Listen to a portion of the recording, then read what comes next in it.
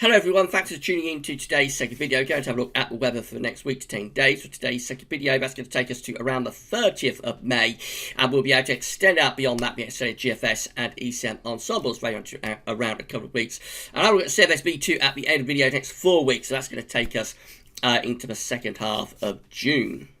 So I'll get on with that for you very shortly. Just say that the 5-day forecast has been released, and there's going to be a lot of dry weather coming up in the next 5 days. Temperatures are starting off hot at the moment. They're going to cool down a little bit over the next couple of days and become a little bit more unsettled with some summer gales actually across western parts of Scotland. But over the weekend into next week, it looks like the Azores high will re-establish and we'll start to warm things up again as we go through into next week. So quite an interesting outlook. Have a look at the 5-day forecast and see what's going on there. We're going to be live streaming from 4 o'clock, the last of our Wednesday afternoon lockdown live streams from 4. So we're going to be taking some questions, and we'll be having a look at the risk of thundery potential tomorrow as well. So it's going to be a little bit of a mini storm watch. We'll have a look at a few of the higher resolution models and see what they're showing in terms of the thundery potential for tomorrow as we break down this warm weather that we've currently got at the moment. So that's going to be coming up from 4 o'clock on the channel. I'll embed it onto GazWeatherVids.com, the video, and also share it on our social media accounts. If you want to get involved in a live chat, you'll need to go through to YouTube. Talking of YouTube, I've got to say a big thank you to our latest YouTube channel member. So we've got another channel member for GazWeatherVids. Thank you so much to all of our channel members. It really is amazing how many channel members we've had in such a short space of time. So it's absolutely incredible, the response to this. And thank you so much, everybody. So I've got to say a big thank you to our latest channel member, Ken. Ken is our latest channel member for GazWeatherVids. So big thank you to you, Ken, for becoming a GazWeatherVids channel member. If you would like to become a channel member for GazWeatherVids, all you need to do is come to GazWeatherVids homepage, click the join button, and you'll find a join button with all of the videos as well. And that takes you to another page where you can see what benefits you get for becoming a GazWeatherVids channel member, and also sign up if you can't see the join button. The workaround is to find a link in the description with the videos at YouTube, and also on the homepage at GazWeatherVids.com. So just a big thank you to all of our channel members. It's very special what you've done for GazWeatherVids over the past few weeks. Thank you so much, everybody, for doing that. Thank you to all of our patrons and PayPal donors as well. The support you have given to GazWeatherVids during this crisis when ad yields has been so low has been absolutely phenomenal. So thank you so much, everybody. Our promise is that we're going to continue to record, upload, live stream, do the written stuff on the website, and keep going. And we're going to keep bringing you the content that you want to see. And we're always innovating, we're always trying out new things. So we started a Discord server for GazWeatherVids to allow everybody to check in there. So the link to that is within the description at YouTube. We're bringing the chat back to GazWeatherVids.com as well. And of course, we're across all of the social media accounts, Facebook, Twitter, even Instagram. Although I haven't got to grips with Instagram really yet. But we're across the social media accounts as well. So we're easy to get hold of. But thank you so much, everybody, for your support. Also, don't forget to subscribe to the channel. If you haven't yet subbed the channel, then please do so. Click subscribe and then hit the bell notification icon and enable all notifications, and you'll be notified whenever we're releasing content or when we're live streaming and whatnot. And that's absolutely great. Thanks so much for doing that. We want to get to sub 7,000 by the end of summer. Not sure we'll be able to get to that, but we're at 6.6k at the moment. It is increasing gradually week by week, and hopefully we'll get to 7k in the end, but not sure we'll be able to do it quite by the summer. By the end of summer, I should say. Right, so that's all of that out of the way. And again, just a huge thank you to you, Ken, for becoming our latest channel member. Thank you so much for doing that. Right, moving on with the video, and we're going to start off with Tropical Atlantic. So Arthur has gone, as expected. We talked about that yesterday. Arthur was going to dissipate. So that tropical storm has gone. Everything's now quiet in the Tropical Atlantic. No tropical cyclone activity expected in the next 48 hours, says the National Hurricane Centre. And we're waiting now to see when our next development takes place. These are the latest observations from xcweather.co.uk. Now, we're going to look at these in the live stream from 4 o'clock. We'll look at these, see what temperatures are doing at 4. But I thought we'd include them for this video and then compare, see what's happened. So at the moment, we've got a maximum of 26 degrees flashing away there at London City Airport. So it's knocking on the door of 80 Fahrenheit already at 12:08 across London City Airport. More widely, we're into the low to mid-20s. Bedford is at 23, for example. Farnborough at 24, and going down further south, and Gatwick at 23. Going further northwards, Wittering in the Midlands is at 24, and then over into the East Midlands, it's at 22 there. Into Wales, we've got Lake Vyrnwy up to 18 degrees. Capel is up to 19 degrees. So the warmth is spreading northwards today. Some parts of northwest have been left out over the past few days, but definitely the warmth is pushing northwards. Albemarle, I think that is at 20 degrees. I do struggle with some of these place names, as you probably noticed. Strathallan is at 20 degrees, moving up to Inverness, 19 degrees there. Lossiemouth and Kinloss on the Blessed Murray Firth around 19. And then down into Northern Ireland, we've got Belfast at 15. So even there, it's warmer than recent days. Into the southwest, 21. At Lake White in the southwest. Now, we're going to be looking at those again when we do the live stream from 4 o'clock. Be interested to see how much warmer it's got from when I'm doing the video at 12:41. So we'll look at those again after 4 o'clock. These are the GFS upper air temperature and precipitation ensembles for the next couple of weeks. We're at Preston today.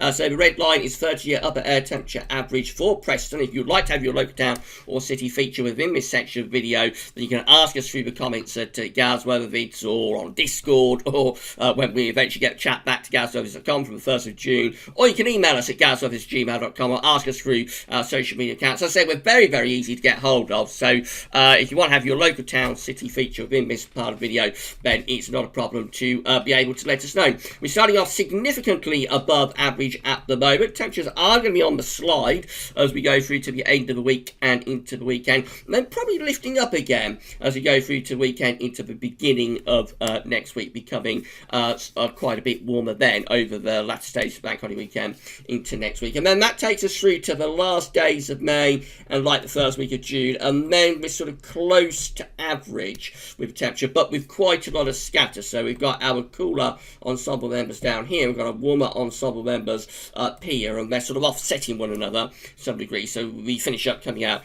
quite close to average, really.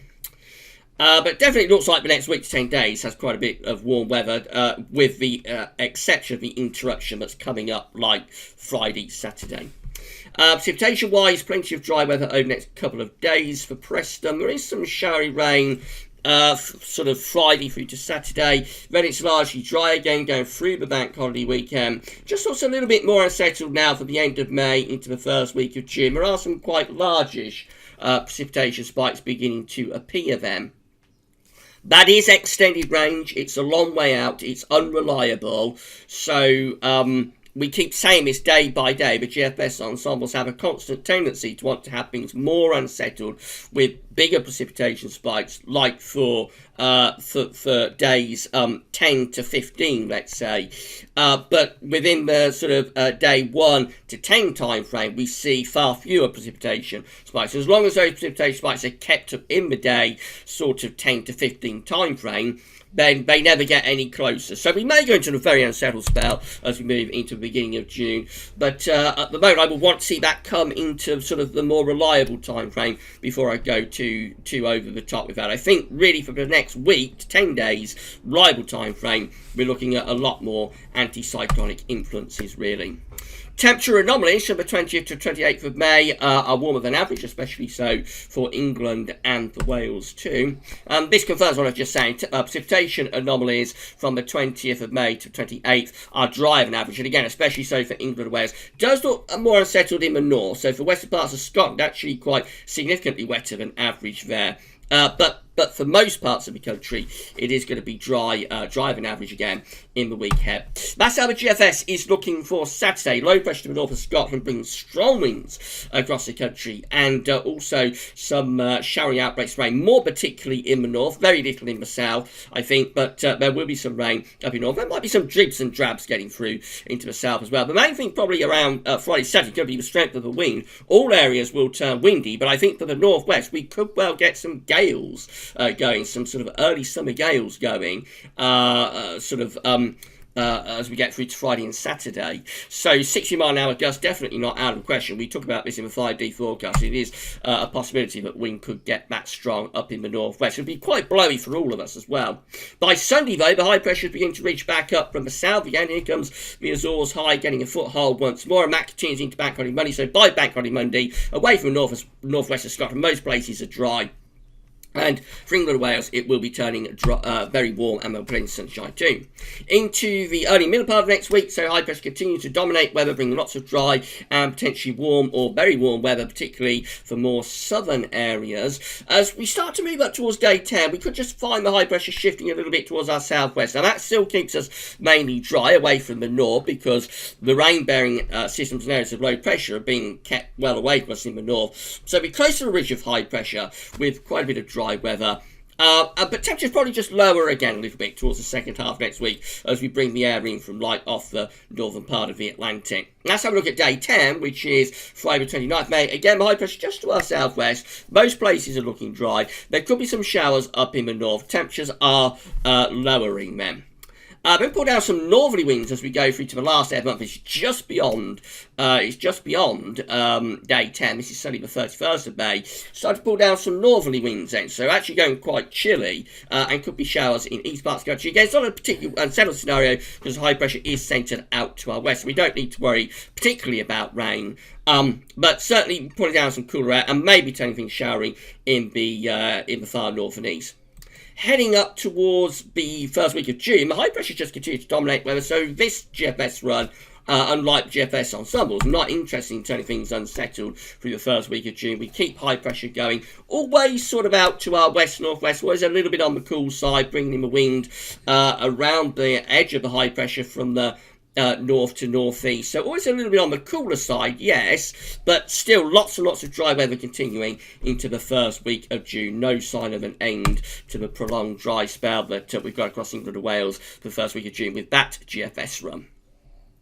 The GEM looks like that. So again, the high pressure is developing down to our southwest on Sunday. Got low pressure still dominating up to the north, still a bit unsettled up in the north. But over the Bank Holiday weekend through to Bank Holiday Monday, high pressure really takes over. Look at this big ridge of GEM is pulling off by the time we get through to Tuesday. This is the sort of thing we tend to see when we have our hotter, drier summers, with large areas of high pressure stretched out from the Atlantic through Ireland and the UK and managing to get themselves up to Scandinavia as well. Just vast areas of high pressure, kind of thing we had in the summer of 2018, I'm sure you remember, a couple of years ago. Vast high pressure from like the middle of the Atlantic all the way up to northern parts of Scandinavia, just bringing continuously dry weather and very warm temperatures as well. That goes on into the middle and second half next week, so the GM is warmer and more settled for like the second half next week compared to the GFS. And even up to day 10, look at this, high pressure is dominating. The GM really is the GM really is a high pressure fest today, absolutely dominant with that anticyclone.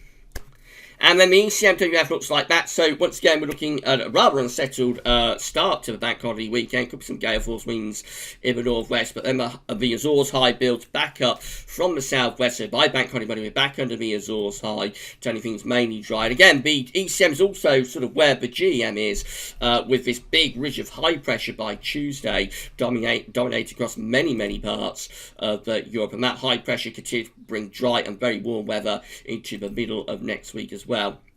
Second half next week, the ECM begins to take high pressure away from us a little bit, starts to re-establish a rather cooler westerly, probably turning a bit showery up in the north. I doubt there'd be much in the way of rain though down in the south. And by day 10, it looks like we may be starting to re-establish the ridge from the Azores high again, actually, and possibly start to pull up some warmer air from France. So there's not much in the way of rain doing on the ECM, I don't think.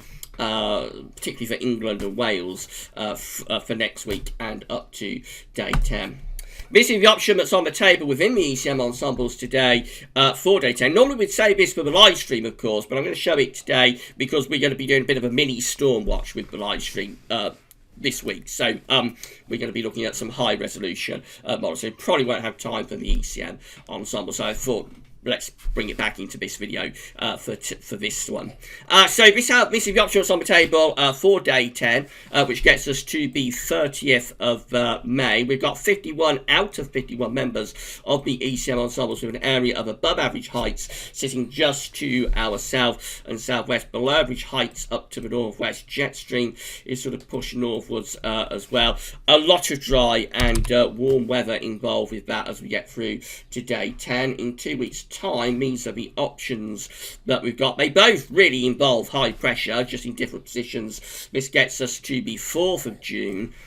So we have 31 members of the ECM ensembles with a Scandinavian high, bringing in an easterly wind, and 20 members of the ECM ensembles with high pressure just out to west of Ireland, bringing in a rather cooler, I suppose, northwesterly, but still a lot of dry weather. And both of those options really do involve dry anticyclonic conditions through the first week of June. And then let's just have a look at CFS V2. So these are 500 millibar heights broken down into weekly periods. The first weekly period will take us from the 20th to the 26th of May. The coming week has above average heights across many western and northern parts of Europe, below average heights out to the northwest. Jet stream and flow is doing something like that. Loads and loads of dry and warm weather to come. Week 2 is the 27th of May to the 2nd of June, and then we get some lower pressure up to our north, the high pressure sort of pulling out to our west-northwest, possibly bringing a little bit more of a westerly type flow then. Perhaps a bit more showery at that point, and a bit cooler as well, actually, as we transition from May through to June. And then this is a bit different compared to what the CFS has shown for quite some time. This is week 3. It's the 3rd to the 9th of June. And the CFS is actually pulling off a trough of low pressure across the west of Europe. We haven't seen one of those on these charts for a very long time. Above average heights in the middle of the Atlantic and away to the east-northeast of Europe. It leaves us doing something like that with the flow, with the jet. So we go onto the cool side of the jet. We're close to a trough of low pressure. And that brings us more unsettled conditions, definitely, through the first week of June. Not sure about that. It'd be interesting to see whether that recurs or whether it's just like a one-off and the CFS has just gone off on a bit of a tangent there.